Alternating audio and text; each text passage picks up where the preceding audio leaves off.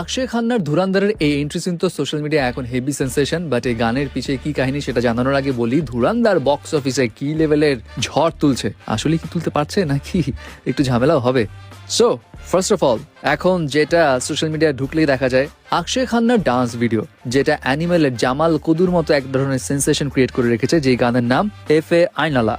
এবং এই গানটা 2024-এ কিন্তু রিলিজ করা হয়, যেটা বাহারাইন একজন র্যাপার যার নাম হুসেন মোহাম্মদ আসিম তিনি রিলিজ করেন, যিনি স্টেজে অবশ্য ফ্লিপার রাচি নামে পরিচিত এবং আরবে most influential hip hop artist কিন্তু তিনি।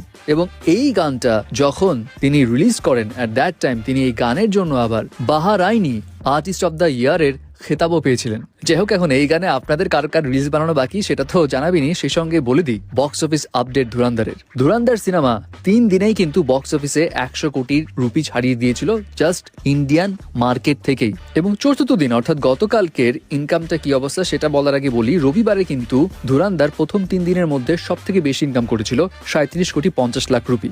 এবং সোমবার যেহেতু ওয়ার্কিং ডেজ, সো খুব স্বাভাবিক ইনকাম ড্রপ পড়বে, এবং ইনকাম ড্রপও হয়েছে। ইনকাম ডোমেস্টিক মার্কেট অর্থাৎ ইন্ডিয়া থেকে সোমবার এসছে মাত্র 23 কোটি রুপি, এবং টোটাল 4 দিন মিলিয়ে ইনকাম 126 কোটি রুপির একটু বেশি। কিন্তু এই সিনেমাটা আবার গ্লোবাল বক্স অফিসে 3 দিন মিলিয়ে কামিয়েছে 160 কোটি রুপির মতো, যেটা হিউজ। এবং অফকোর্স রণবীর সিং এর ক্যারিয়ারের একটা অন্যতম মাইলস্টোন এই ধুরান্ধারের বক্স অফিস। যদিও ধুরান্ধার এখনো কিছুটা পিছিয়ে রয়েছে, কারণ হাইয়েস্ট গ্রসিং হিন্দি ফিল্মসের তালিকায় 2025-এ যদি ধরা হয় তাহলে সেখানে রয়েছে ভিকি কৌশলের চাওয়া সিনেমা, যেটা 4 দিনেই কামিয়েছিল 140 কোটি রুপির বেশি। যাই হোক, তারপর